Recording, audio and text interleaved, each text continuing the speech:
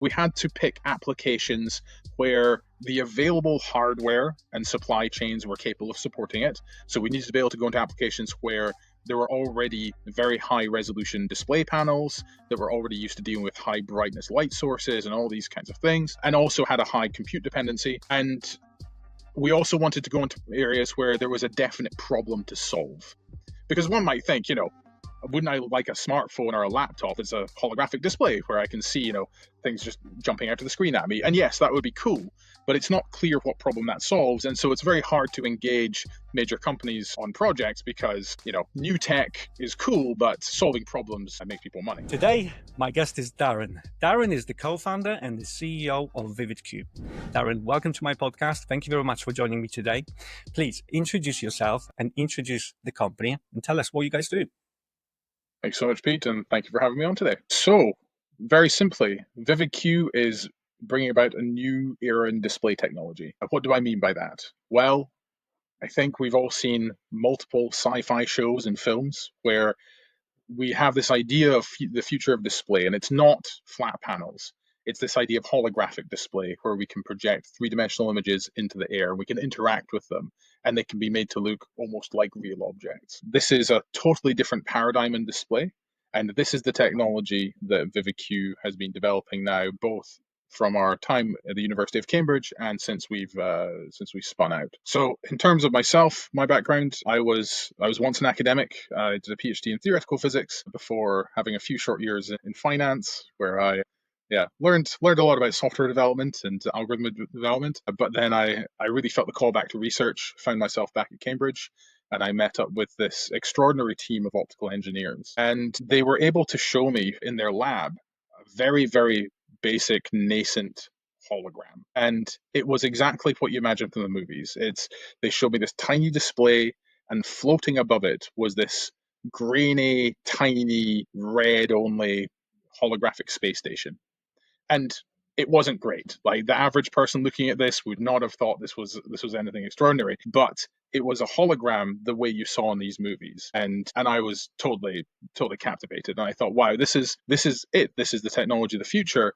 Why isn't every major company in the world battering down the door to get access to this? Because this unlocks all those future holographic display applications you see in the movies, and this is the starting point. Now, these guys explained that apart from the hardware being quite early, the biggest problem really in making holographic display viable was actually in the computational layer. It had taken them several hours just to compute this tiny red-only image, and getting that to a point where it could be interactive, which they sped up so you could do like video or anything like that, seemed like an insurmountable goal. And that's basically where we started. We started figuring out how to come up with some new algorithms that would allow us to calculate these holograms in real time to make them interactive and allow us to scale them up so they could be actually useful. And that was the genesis of the company. Once we worked out a way to do this much, much faster, and I mean orders of magnitude. We went from overnight compute on a big cluster of GPUs to a few milliseconds on a laptop. That order of magnitude step change. And it was at that point we thought, we have something. This is something we can now spin out and turn into a business and take out to all the big companies that we at least at the time believed would want holographic display in their products. Absolutely amazing. So 60 years ago, RTD2, right, projects the message from the printers. That's the inspiration and how you all started. Tell me when were you shown the very first product, the one you told me that wasn't perfect, it wasn't perfect, he required a lot of computing power. When was that, when you actually saw that for the first time? So that was in the summer of 2016. So I was a theorist, which meant my happy zone was in front of a whiteboard doing maths, and it took some convincing to get me into a lab. I'm very glad it happened, but yeah, and the thing I saw, it's very far from product. This was a lab-based setup at the university. It took up an entire optical bench to produce this tiny image. It was a long way away from looking at like anything realistic. But the effect was very visceral. The effect was very convincing, as you thought. With a bit of imagination, you could imagine what would this be when it was much larger, better color, and all these kinds of things. And yeah, it just seemed like this is an inevitable technology. This has to happen. Like so much of our pop culture is pointing towards this as the display technology of the future, and here it was, the essence of it, the starting points, just sitting there. basically too tempting to pass up. I had to get involved and see if we could make something of it. Yeah, this is amazing. And obviously, that's why you mentioned. I thought initially that that's your biggest challenge is the computing power, right? Because 1,000 pixels, that's your little screen. We've got times another 1,000, right? So whatever we're doing on the two screen, whatever you do, that's going to be times another one of the dimensions, 24 times a second at least, right? So there's an unbelievable amount of computing power needed. So just to shortcut from when you saw it first, I mean, it was required so much, resources, and it was not good quality. What are you capable of showing right now? What is the product in current stage, and maybe compare it with the computing power that's needed now compared with 8 years ago? For sure, this will be a rather complicated answer. I'm going Okay, to have to go into the weeds a bit. please. So after we had this initial kind of surge of inspiration, and actually it was very quick. So as I said, I saw this display in the summer of 2016. We very quickly picked it up and decided, okay, what can we do with this now? Because my background was more theoretical and I brought on another mathematician and we started working on these algorithms, we made very rapid progress, maybe only 3 weeks until we got the first iteration of our algorithm that allowed us to do something in real time. And that first experiment was essentially we set up a 3D camera at one end of the lab. We had one of our team waving into it. And at the other end of the lab, we could see in real time a hologram produced of that guy. Now, it was still awful quality. It was still only red and all that. But we'd broken the back of that, that huge, enormous computational load that meant that it was taking hours to compute previously. Now we could do it virtually instantaneously. And then it turned into question, okay, what can we use this for near term? Because very quickly we decided, okay, we need to spin this out, we need to establish a business, but we need to think about what are the products this will go into first. And of course, your mind instantly goes to, well, I want to make the Star Trek holodeck. I want to be able to create an entire room that is a holographic environment that's indistinguishable from reality. And the technology is absolutely capable of that. That is the end point of this, but we're a UK-based startup. Maybe in the west coast of the US, I could have gone to investors and said, "I'm going to build a holodeck," and they might have just thrown 150 million at me out the gate to go do that. That's not the reality we lived in. So we had to go to UK investors and explain, well, these are the steps by which we go to get to that. And so we had to pick applications where the available hardware and supply chains were capable of supporting it. So we needed to be able to go into applications where there were already very high resolution display panels that were already used to dealing with high brightness light sources and all these kinds of things, and also had a high compute dependency. And we also wanted to go into areas where there was a definite problem to solve. Because one might think, wouldn't I like a smartphone or a laptop that's a holographic display where I can see, things just jumping out of the screen at me? And yes, that would be cool, but it's not clear what problem that solves. And so it's very hard to engage major companies on projects because, new tech is cool, but solving problems makes people money. And so we decided to pick on a couple of applications where there are definite major issues with display. Now, the first of these is in the automotive display side. So I'm sure everyone's seen head-up displays. They're quite common now in cars, but I'm sure everyone's also been quite underwhelmed by them. So a head-up display today shows you a virtual image floating in your windshield that tends to show basic information like the car's speed or your gear or maybe some basic arrows. It's not what people have in their minds, I think. People imagine you'll have 3D images overlaid on the roads to give you maps, give you hazard warning, all these kinds of things. But current display technology just isn't capable of doing that because current display technology is two-dimensional.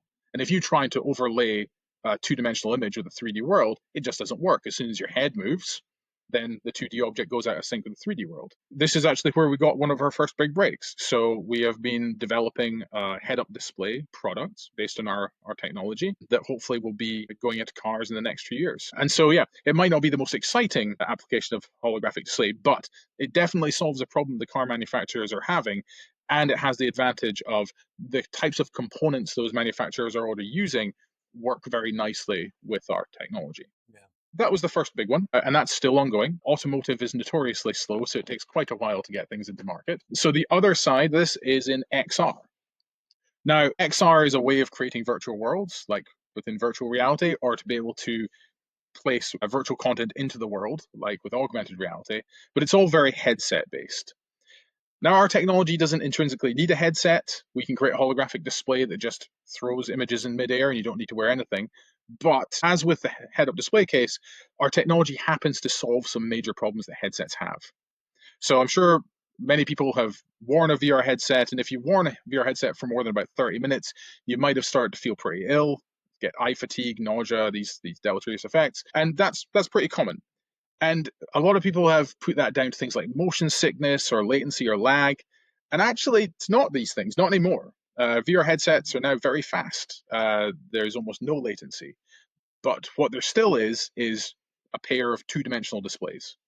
Because VR today works exactly the same as 3D TV or 3D cinema, any of these, where they're using a stereo display. So each left and right eye receives a slightly different image, and then your brain kind of muddles a 3D scene out of that. But it's not genuinely 3D because the displays themselves are just two-dimensional. So there's no depth of field, there's no focus within the scene. Now, having a 3D display natively solves this, and so you eliminate that sickness feeling, you eliminate the eye fatigue and all these nasty effects. And we also have some ancillary benefits that we didn't even know when we started, which is that we can account for a user's eye prescription within the holographic calculation. So we can essentially calculate a hologram that is perfect for your eyesight, and that removes the need to wear glasses or clip-in lenses underneath the headset. So you can actually reduce the size of the headset, make it a lot flatter, a lot smaller on the head, which is another major complaint people have. Now, this extends very naturally as well to augmented reality. It has many of the same problems. And again, our product is equally applicable for augmented reality glasses, which now seem to be quite popular. You may have seen, of course, like Meta, Snap, Google have all made announcements on these products. And I think they're going to run into some problems. I think because they're still all based on this traditional display paradigm of using two-dimensional stereo display. And this is going to cause a lot of user discomfort. And the number of applications that people are going to be able to apply them to are going to be very limited because two-dimensional display can only do so much. So I think in this next generation of AR, starting from next year, you're going to see a bit of a revolution where 3D display like holography is more widespread adopted. Amazing. So, okay, cars, as you said, is a head-on displays, I think, showing you the speed, maybe some basic navigation. But what you're saying is that the next level is maybe highlighting exactly where the pedestrian in a black jacket in the middle of the night is, because he can see it better than my eyes at midnight, right? That's and right. really being interactive with what's going on and projecting the picture on specific building. Where is the parking, rather than just presuming there is someone there actually just highlighting maybe the area of the parking, maybe anything like this, right?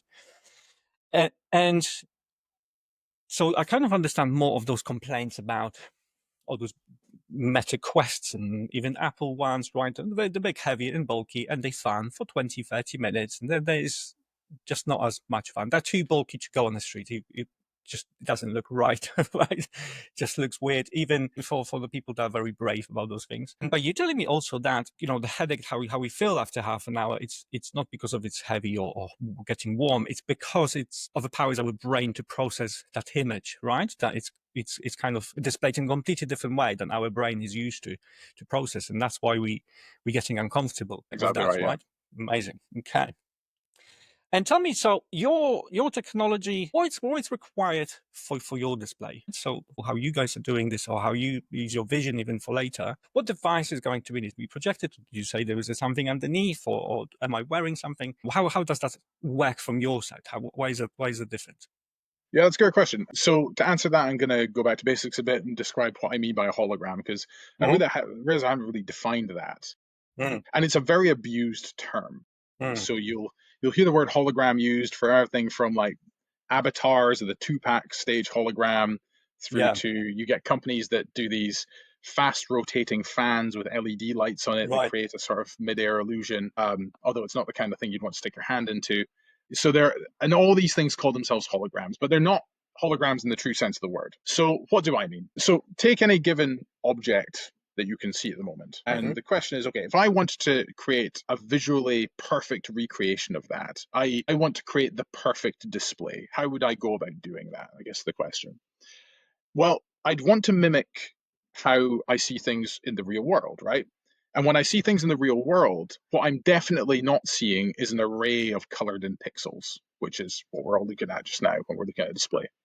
What I'm seeing is light reflecting off all the points of a given object, and and all the reflected rays form up some incredibly complex wavefront of light.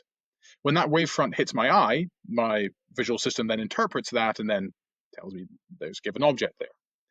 So in a very real sense, I never need the real object. All I need is to be able to create that wavefront of light, because that contains all the visual information about the object, not just the color and texture, but also all the 3D information, because that encodes all the distances to all the points within that wavefront. So what I mean by a hologram is the computation and display of that wavefront. Being able to recreate that is the way to create a perfect display, because that's literally all you ever see in the real world anyway. And so that might sound really complex. You might be like, well, how could I possibly recreate a wavefront of light like that? But it turns out that common display technologies that we have today are actually well capable of doing this. So most of the displays that we use right now are just very simple LCOS, that's liquid crystal on silicon displays, which can be found in cinema projectors, AR headsets. They're used in telecoms applications, very prolific. And these use a layer of liquid crystal that when you pass light through it, you can modulate the light very accurately. And it turns out that you don't need anything special in terms of hardware, but what you need to be able to do is calculate that wavefront very accurately. And then you need to represent that on the display. So hardware-wise, relatively simple. You have a display, you have a light source to be able to illuminate it. All the magic is really happening in the algorithmic layer, how you calculate that wavefront. And if you can do that, then you can basically use any display you like. Okay. I like, how you dismissed the two-pack. That was one of my, because obviously I've seen this and ABBA. So you know what? That kind of what I started thinking. Maybe you package yourself as the rest of the guys as a holograph, right? So you're always going to be put in the same role. Well, you're telling me that your technology is completely different how you think about Totally this, right? different. Yeah. So to give you an idea, your kind of two-pack or avatar Yeah, hologram, it's not a hologram, it's just a projector yeah, onto an angled bit of glass. I bet. So it's what we call a Pepper's ghost illusion.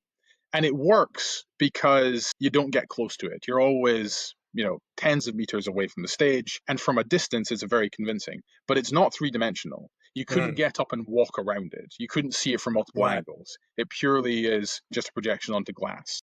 Yeah. And other technologies calling themselves holographic, a lot of augmented reality glasses will claim to have holograms. They don't. It's just a normal two-dimensional image projected onto a bit of glass, but now the bit of glass is near your eye. So yeah, if you go on Wikipedia and type in hologram, it'll talk about the thing I just described. But yeah, it's good marketing speak, isn't it, to talk about holograms? So everyone uses it. But it probably, when you mentioned this, it actually, which is going to be my next part of our discussion, when you pitch it to the buyers, when you say holographic, they said, "Oh, we've seen them. It's this," and you now have to really defend. Well, we're a bit different, right? Because I was impressed when I saw the TV2 pack, but for you, it's like that's just a piece of glass, right? Completely different. Just maybe the name is the same and maybe looks from a distance similar. Um, so this is fascinating. Okay, so now you've got a couple of challenges, big ones from a business, and correct me if I'm wrong. One, you actually finding investors here in the UK much more difficult. Those keywords don't just open. That innovation doesn't open those conversations. You actually work with a spreadsheet, and obviously everyone does, but it's more the focus of each step. Right? It's not as what would be the good word for this. The investors are not as kind of jumping on it as quickly as you may found it in California somewhere, right? But two, you also now need to kind of pay the price of everyone else that called themselves a holographic display before you, and all those promises that they kind of gave to everyone that it's going to be displaying Yes. this and it's going to be amazing, and now you're paying the price. So you're responsible for this now, right? Because hey, Darran, we've had a guy a few years ago exactly the same, but your technology is different. So now the only thing that is common is we both kind of use the holographic display to explain what we do, right? Am I right thinking this? You are unfortunately very correct. Yes, this has been a constant uphill battle. Now, I'd say it has been less of an issue with customers. Mm-hmm. Now, I'm not sure they'd ever admit to it, but every big tech company you can think of, every big Silicon Valley company has a team internally doing holographic display, like the Hmm. real deal. We know all of them. We know where they are with it. In fact, some of them are quite public, so you'll be able to see the Meta Reality Labs and Nvidia are particularly prolific. They Hmm. publish quite a lot in this area, although they publish papers on it, which probably tells you all you need to know about how seriously take it as a product, at least for now. Yeah, it's so when I talk to customers, this is rarely an issue.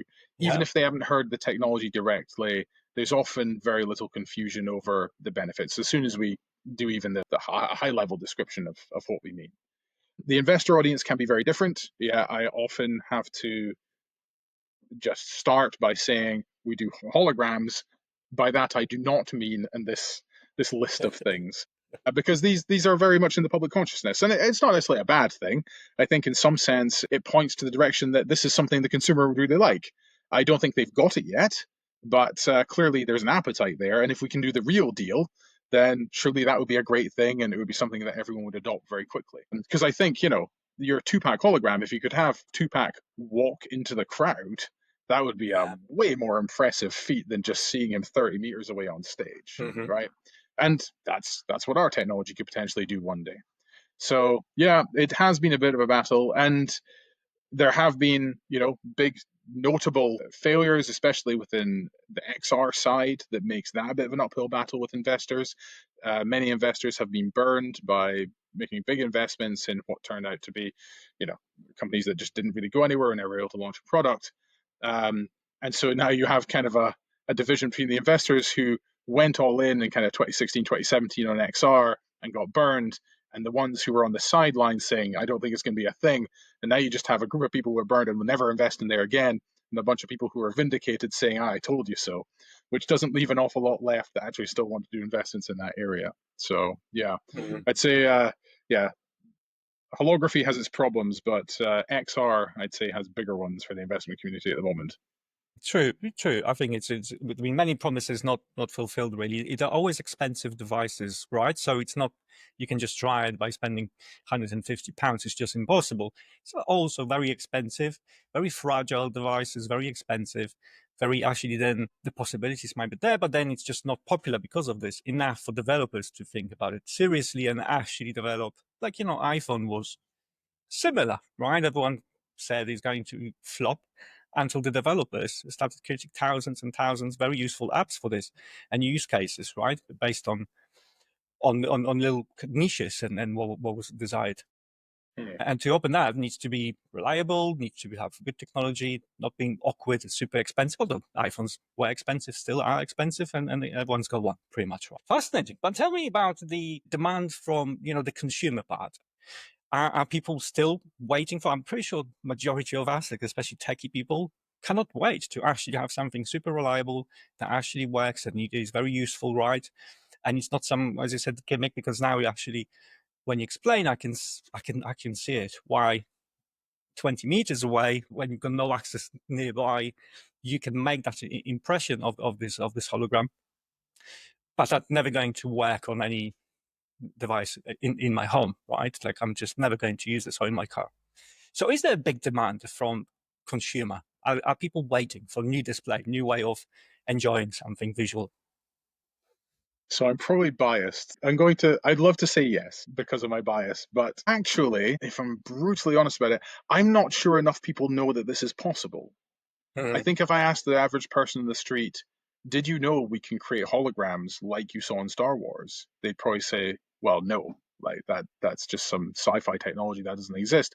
And actually, until a couple of years ago, they'd been right. This is very new. I don't think that we have yet got to the point where we've managed to make this apparent enough to the general public. And I think that does have to happen in stages.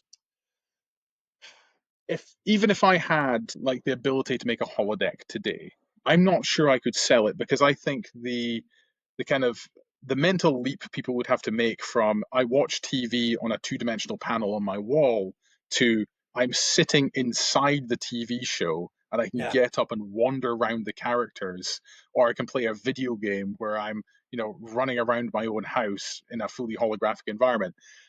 That To me, I'd have that today. Like that would be my Mhm. dream, right? But I think that's a big mental leap for most people who are just not exposed to that kind of stuff. And this is why I think maybe XR, while definitely not the final version of immersive entertainment, I think is a useful stepping stone. I think something like getting VR right so that you get enough of a user base who are into the idea that a video game or a movie isn't just something that's over there, it's something you're in. I think that's a first step. I think then taking that such that you place those virtual objects in the room with you via AR is the natural next step. And I think full on holographic display where you get rid of the headset entirely is the natural successor to that. So I think there's a build up. Now, people are still I mean the install base worldwide of VR is still only about 40 million. It's by no means a mass market product yet. It's still finding its feet. I think augmented reality has the potential to go much higher and much faster, largely driven by AI type applications, because I think people will find some definite use cases there that they care about. But yeah, I think it's going to be a relatively slow roll in the early days before we see that ramp up where people start using immersive technologies in a useful way and then start looking for the next thing. How can I make the graphics better? How can I make this lighter or smaller, or how can I get rid of the headset entirely? And I think that's when we're going to start seeing the big consumer demand for holographic display, like in the home or in the workplace. But in the meantime, I think we have some work to do just to prepare the way. And I think XR is a good way to do that. I think head-up display is a way to do that. I think we'll also do things like retail displays, billboards, like these kinds of things, like kind of more commercial or industrial applications that enable people to get access to the technology, but within a setting where it's immediately useful rather than just something fun or for entertainment. Yeah, yeah. I think that's always going to be something with the money is going to be first, right? That makes money. Businesses got more money and invest into this maybe virtual meeting that just feels like it's a meeting in the room. And once people are going to probably see it and experience this, that was your reaction 9 years ago in a completely different resolution, right? Once people are going to have a chance to actually see it, experience this, people always like something better. 4K TVs are now, and everyone wants to have one, right? And sometimes from a distance, can't even tell the difference. But that essentially, people jump on new technologies. It takes much shorter time this time. Okay, so you don't sell to end consumer yet. You give them maybe just a vision what's possible, right? You essentially work with companies that produce systems or right or even equipment. Are you well known in the industry? I take it everyone is aware that you're around and you've been going around and in the short small space of VR actually manufacturers, right? They must recognize you as a name. I'd like to think so. Yeah, no, I think something we've never had a problem with is getting access to customers, and you're right. Our customers are the big tech guys, automotive OEMs, automotive tier ones, and I think we're pretty well known. We have, yeah, I'll put it this way: if I'm over in the Bay Area and I'm looking for a meeting with any one of these tech companies, I can probably get it. I think the technology is very compelling. Our approach is quite novel. And as I say, all of these companies have a team internally that is working on this in the background. And if we have new updates to share with them, they will definitely listen. That doesn't always translate immediately into business because they all have their own requirements. They all have their own very, very high bar and what's good enough. But yeah, we can get fairly easy access to them because the technology is very unique. I don't think that's any particular skill of mine or my sales team that's able to do that. I just think, yeah, these kinds of people see the future and they know exactly what it should look like. And then if we're the team that can deliver that, then they want to talk to us. Yeah, that's pretty good. And because of this, I think how those companies are connected. You're working on the same with those teams, right? You're working on the same vision. They probably are as excited about bringing that to us consumers as you are. And I'm glad I hear that they actually you work with those big players, Yeah. and it's all feels like a little bit probably like a little bit of community. Everyone's competing, but you also have you're aligned on the same north star and learning from each other. This is great. Now, so tell me about before we're going to wrap up about a little bit of a vision, right? When do you think it will be in people's houses? Maybe while you would be in that school or, in typical office, that technology, right? If according to your vision, if everything goes according to the plan, and are we talking few years? Are we talking a couple decades? What do you think that shift could happen? Well, I could say it all depends on how much money I can raise, right? Okay, so let's be optimistic. I think we're going to start seeing the first products on the shelf in the next 3 years. Mhm. And you likely won't even know they're holographic. Who knows, right? I'm not sure if that's something that will be obviously advertised. I don't even know yet if there'll be a logo saying VividQ somewhere on the device. Depending the manufacturer we're working with, maybe not, right? And you may just notice that when you put on your AR glasses, your VR headset, or use your head-up display, it's just better, and you don't know why, but in some undefinable way, you're just like, oh, this is a nicer product. Now, the next, and I characterize that as kind of first generation. These are the first generation products VividQ is doing. The second generation is when we want to step out of these applications that are predominantly using micro displays and start looking at larger panel displays.